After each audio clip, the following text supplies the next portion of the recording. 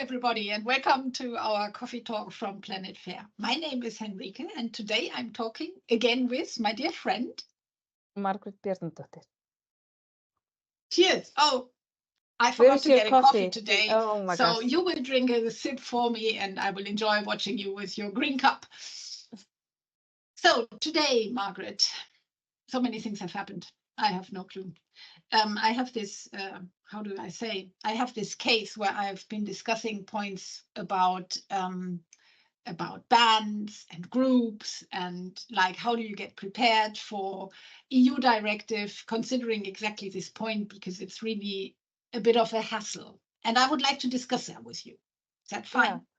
Yeah. No, that sounds good. So that sounds great. So no, so I mean, one of the big things about the European Pay Transparency Directive is that employers need to prepare for having the discussion with their employees about why they get paid what they get paid, right? So they, for example, because you mentioned band, they need to be able to explain, why are you where you're at within the band and in relationship to your coworkers.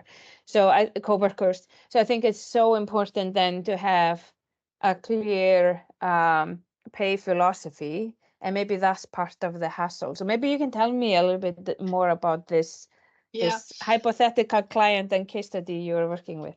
Yeah, it's so really in my head. But it's the best part of it, and I mean, I always say after the analysis comes the culture question. And I see it so clearly because the point where I'm always at, and I keep hitting this point, is, okay, why would I be in this band at the bottom, at the middle, or at the top?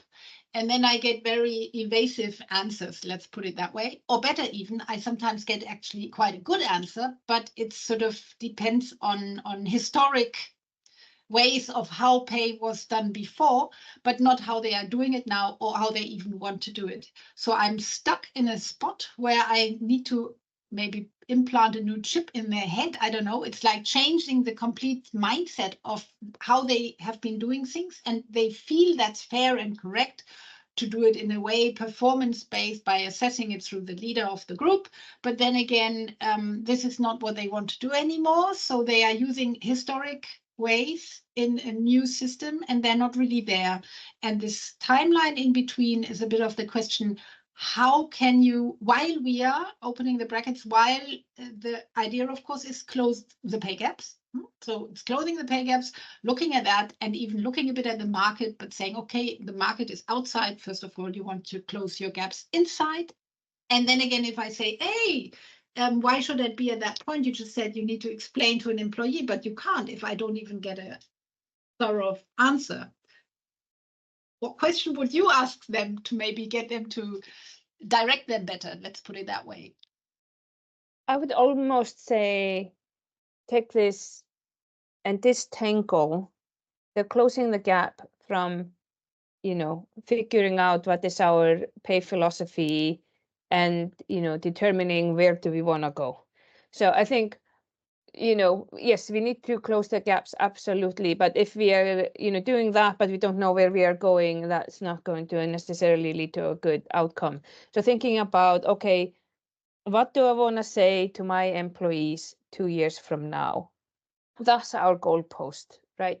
So then we need to review our salaries relative to that and understand, okay, if this is our pay philosophy and there is a transition period because we can't change overnight, then according to this new pay philosophy, who are above where we would expect them to be, who are way above where we would expect them to be, who are way below, and then start transitioning our employees to where we want to be and be comfortable. And then we can start thinking about, are there any systematic biases and work on those as well. But I think thinking about the gaps and where we were and all of those things without knowing and having a clear understanding of, okay, where do we want to be, makes the task more complicated than it needs to be.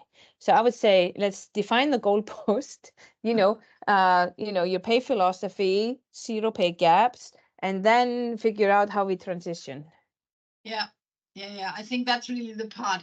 You need to really sort of forget about the past in a way as well. If you decide that the age or time in company or something doesn't account for pay in the future, then you need to sort of take it out of your head at that point and really look forward and say, okay, this maybe doesn't look fair. You're doing adaptations of wages where you feel it's not fair, but you only feel that because you're still living in the past and not looking at where you're going to go to. So yeah, it's an absolute mindset change challenge.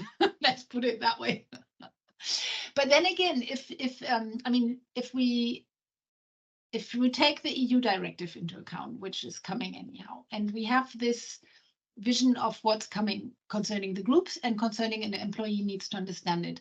How do you feel about wage bands in general now? Because I have the sensation that even if you have maybe a more or less whatever explanation for the bands often in many cases I see tend to be very broad. And the explanation for where we are in the band is usually very tiny and doesn't really fit. And they need to work on it and it's hard. So I tend to go for, hey, maybe start smaller those bands. Maybe they are just too big. But are there other things? Are there things where you would say, good practices of how to define what's inside a band while maybe making it a bit smaller as well?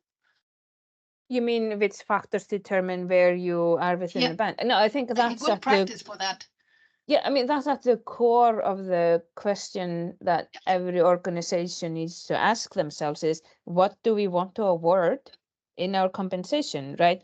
If that's tenure within the organization, then that's great, right? That's transparent, easy to explain. If that's performance, well, then, be ready to communicate how you measure performance and how it affects the pay. If it's, overall experience, fine. But, how are you going to measure it and implement it? So I don't think it's it's about, one thing. It needs to fit the organization. But again, kind of how, even if you don't want to change your pay philosophy at all, you just want to, you just need to make sure that you want to communicate it. So then just ask yourself, when you make these, compensation decisions, what drives your decisions? And that's your pay philosophy, right? Yeah. We would hope. So then, right. So then those are the factors that should determine where you are within the wiggle room that we call bands. Yeah. Yeah, no, that's cool. I keep telling the same things in different words. It's so good that you just use them now, because I will just use this discussion for some people that I know and say, hey, I can't repeat it again. Now listen to Margrét. Maybe that helps as well. So I hope everybody who's listening just uses this as a call for action, in the sense of be really, really clear on why are you paying what you're paying, especially inside bands, because I tend to sometimes hear, well, but if we would pay everybody the same, like in a band, it would go like whoosh to one number. That would be like communism and stuff like that. So I get these kind of actions. And I said, no, we open it up, but tell me what's inside. So that would be my call of action. And I will just use your words for that as well in the future now, as we have recorded. Sounds great.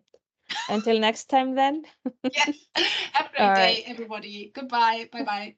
Bye.